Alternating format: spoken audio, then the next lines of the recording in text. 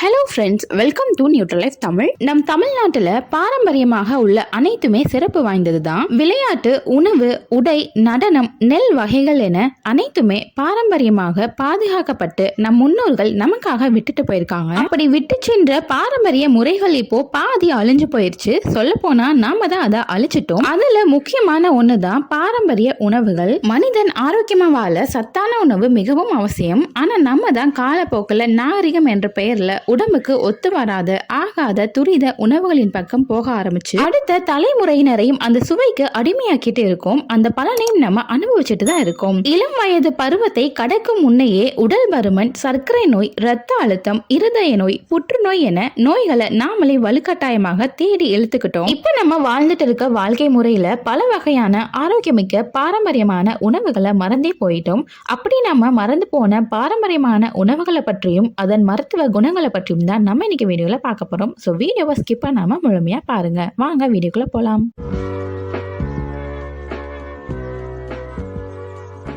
முந்தைய நாட்கள்ல கிராமங்கள்லாம் பாத்தீங்கன்னா பருவம் அடையும் போது பெண்களுக்கு வழங்கப்படும் மிகவும் ஆரோக்கியமான உணவுகள்ல ஒன்று களி. இது பாரம்பரியமாக வெல்லம், நல்லெண்ணெயோட சேர்த்து உண்ணப்படும். அதுவும் உளுந்து மற்றும் கேப்பையில செய்யக்கூடிய களி ரொம்பவே சத்து மிக்கது. அந்த காலத்துல வயதுக்கு வந்த பெண்களுக்கு எல்லாம் கட்டாயமா இந்த உளுந்துல செய்யக்கூடிய களி, உளுந்த கஞ்சி எல்லாம் கொடுப்பாங்க.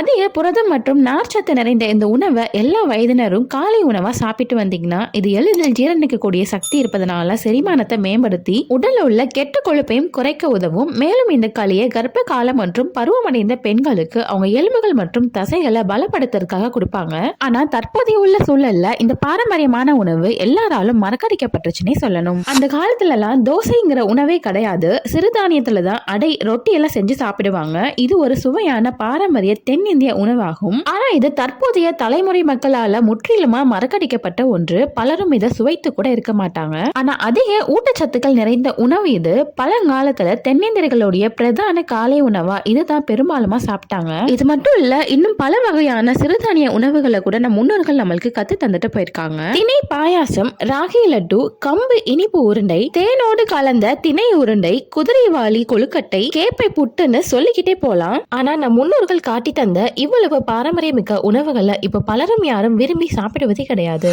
பண்டைய தமிழர்கள் பெரும்பாலும் தங்கள் உணவுகள்ல அதிகமான மூலிகைகளை சேர்த்துப்பாங்க. அதுல முக்கியமான ஒண்ணு கண்டன், திப்பிலி, தூதுவளை போன்ற மூலிகைகள். உடல்நிலை சரியில்லாத நேரத்துல நம் முன்னோர்கள் இந்த கண்டன், திப்பிலி, தூதுவளை எல்லாம் சேர்த்து ரசம் வச்சு தருவாங்க. சளி காய்ச்சலுக்கெல்லாம் இது ஒரு அற்புதமான மருந்து. ஆனா காலப்போக்கில் இந்த உணவுகள் எல்லாம் காணாமலே போயிடுச்சு. ஏன்னா உடம்பு சரியில்லாம போனாலே நம்ம ஆங்கில மருந்துகளை தான் அதிகம் பயன்படுத்துவோம். அதனாலேயே இது மாதிரியான பாரம்பரிய மருந்துகளை நம்ம மறந்தே போயிட்டோம். ஒரு காலத்துல தமிழகத்துல புழக்கத்துல இருந்த நீர் ஆகாரம்னா அது நீச்ச தண்ணி தான். ஆனா இன்னைக்கு அதை பாட்டில்ல அடைச்சு உடல் ஆரோக்கியம் தரும் பானங்களாக மேலை நாடுகள்ல விற்கப்படுது. நெல்லரிசி சோறை பொங்கி வடிச்சு எடுத்த வடிநீரை வீட்டுல ஒரு மூலையில மண்பானையில ஊற்றி வைப்பாங்க. வயக்காட்டுல வேலை பார்த்துட்டு வரவங்க எல்லாம் ஒரு சொம்பு இந்த நீச்ச தண்ணியை தான் குடிப்பாங்க.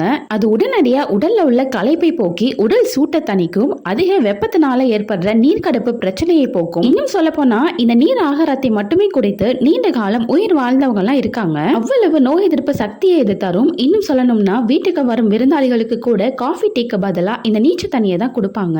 அப்படி இருந்த காலம் போய் இப்ப குக்கர்ல சோறாக்குற நம்மளுக்கு நீச்ச தண்ணி எங்க இருந்து கிடைக்க போகுது? தற்போது உள்ள மக்களிடத்துல மெதுமெதுவாக அழிந்து கொண்டிருக்கும் மற்றொரு பழங்கால உணவு பாத்தீங்கன்னா பிரண்டை துவையல். முன்னாடி எல்லாம் எல்லார் வீடுகள்லயுமே இந்த பிரண்டை செடியை வளர்ப்பாங்க. அந்த அளவுக்கு மருத்துவ குணம் இதுல இருக்கு. அந்த காலத்துல இந்த பிரண்டை துவையலை அடிக்கடி உணவுல சேர்த்துப்பாங்க. ஏன்னா இது செரிமான அமைப்புக்கு மிகவும் நல்லது மற்றும் எரிச்சலூட்டும் குடல் நோய்க்கு வீட்டு வைத்தியமா பயன்படுத்திட்டு இருந்தாங்க. மேலும் உடல்ல உள்ள பித்தத்தை குறைக்கவும் முன்கூட்டியே தலைமுடி நரைப்பதை தடுக்கவும் உதவுது. சில கிராம பகுதியில இந்த உணவு இன்னும் வாழ்ந்துட்டு தான் இருக்கு. ஆனா இந்த நகர்ப்புற சமூகத்துல தான் இது காணாமலே போயிருச்சு. பண்டைய காலத்துல பழைய சோறு தான் மக்களுடைய காலை மதிய உணவாகவே இருந்தது. மீதமான சோத்துல தண்ணி ஊற்றி இரவு முழுக்க புளிக்க வைக்கும் போது அதுல இருக்க ஊட்டச்சத்து நம்ப முடியாத அளவுக்கு அதிகரிக்குது. காலை நேரத்துல இந்த உணவை சாப்பிட்டு வந்தோம்னா இதுல உள்ள சத்துக்கள் எல்லாமே உடல்ல உறிஞ்சப்பட்டு அன்னைக்கு நாள் முழுவதுமே ஆற்றலோட செயல்பட வைக்கும். மேலும் இந்த பழைய சோத்துல தான் அதிகமான வைட்டமின் B6 மற்றும் வைட்டமின் B12 சத்துக்கள் இருக்கு. இது உடல்ல சோர்வில்லாம புத்துணர்ச்சியா வச்சுக்கும். இது சுவையான உணவை உட்கொள்வதனால இன்னும் பல நன்மைகள் இருக்கு. அதை பத்தி நான் ஏற்கனவே வீடியோ போட்டிருக்கேன், மேல ஐகான்ல கொடுக்குறேன், செக் பண்ணி பாருங்க. ஸோ அவ்வளவுதான் நண்பர்களே, நான் மறந்து போன பாரம்பரிய உணவுகள்ல நான் இன்னைக்கு வீடியோல சொன்னது ரொம்பவே குறைவு தான். இன்னும் பல உணவுகளை நம்ம மறந்து போயிட்டு தான் இருக்கோம். ஸோ நீங்க உங்க பாட்டி காலத்துல சாப்பிட்ட பாரம்பரியமான உணவு இருக்கும் இல்லையா, இப்போ என்னால அந்த உணவை சாப்பிடவே முடியலன்னு நினைக்கிறவங்களாம் கமெண்ட் செக்ஷன்ல அந்த உணவை பத்தி சொல்லுங்க. ஓகே ஃப்ரெண்ட்ஸ், இனிமேலாவது இந்த பாரம்பரிய உணவுகளுடைய மகத்துவத்தை அறிந்து நம்ம குழந்தைகளுக்கும் அதை உணர்த்தி முழுமையாக பாரம்பரிய உணவிற்கு மாறுவோம், உடல் ஆரோக்கியத்துடன் வாழ்வோம். இந்த தகவல் உங்களுக்கு பயனுள்ளதா இருந்துச்சுன்னா கண்டிப்பா வீடியோ லைக் பண்ணுங்க, உங்க ஃப்ரெண்ட்ஸ் அண்ட் ஃபேமிலிக்கு ஷேர் பண்ணுங்க. கூடவே நம்ம சேனல் நியூட்ரிலைஃப் தமிழையும் சப்ஸ்கிரைப் பண்ணிருங்க. நன்றி.